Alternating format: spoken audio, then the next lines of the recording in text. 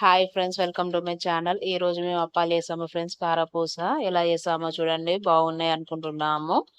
ముందుగా కారపూస పిండి జల్లడ పట్టుకొని ఒక డబ్బాలో పోసుకోవాలి. తగినంత కారం వేసుకోవాలి ఫ్రెండ్స్. సాల్ట్ వేసుకోవాలి. అలాగే ఎల్లిపాయ, జీలకర్ర, ఉప్పు వేసి మిక్సీ పట్టుకోవాలి. బ్లెండ్ చేసిన పేస్ట్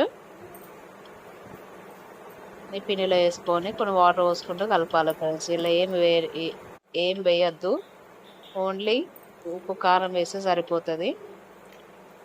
ముందుగా బ్లెండ్ చేసుకున్న పేస్ట్ ఉంది కదా, అది వేసి కొన్ని వాటర్ పోసుకుంటూ కలపాలి. ఈ స్పైసెస్ అనే పిండికి పట్టేటట్టు మొత్తము కలపాలి ఫ్రెండ్స్.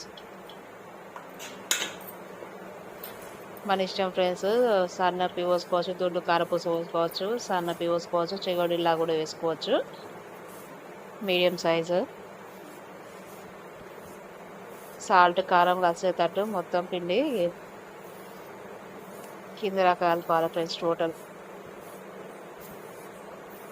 ఇంకా శనగపిండి మన షాప్లో తెచ్చుకొని కారపూస వేస్తే చాలా టేస్టీగా ఉంటుంది ఫ్రెండ్స్.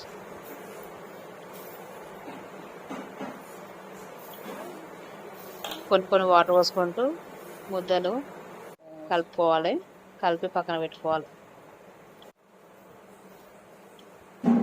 కారము ఉప్పు తక్కువ అనిపించింది, మళ్ళీ వేసాము.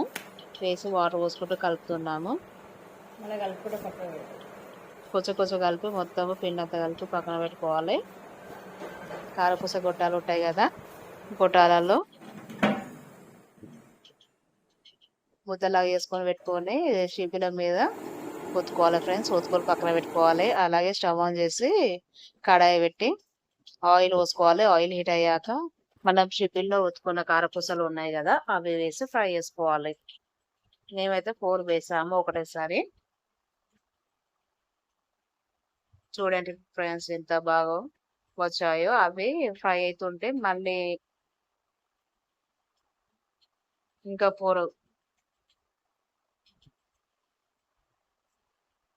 మిగతా కూడా అలానే వేసుకుంటూ ఉండాలి.